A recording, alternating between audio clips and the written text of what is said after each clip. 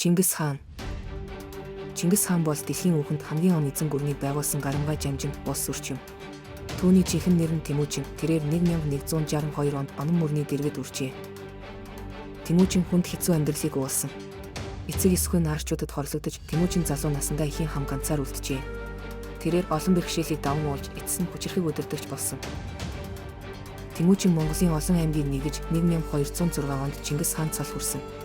Түүний удирдлага дор монголчууд хүчирхэг армей болж хөрш зэрэгэлдээ улсууд руу дайн загсан. Чингис хааны цэргийн Акик нь гайхлаа байсан. Чингис хаан Хятад, Орос, Перс зэрэг олон улсыг эзэлсэн. Түүний эзэн гүрэн нь Азийн ихэнх хэсгийг хамарч байв. Чингис хааны байлдан дагуулсан хүүхэн тасар их нөлөө үзүүлсэн. Чингис хаан 1227 онд нас барсан. Түүний байгуулсан эзэн гүрэн хэдэн зуун жил оршин овнсон. Чингис хаан бол Монголын бахархал, дэлхийн үүхэнд омоохон уул мөр үлдээсэн хүн юм. Түүний нэр мөнхөд дурсагдах болно.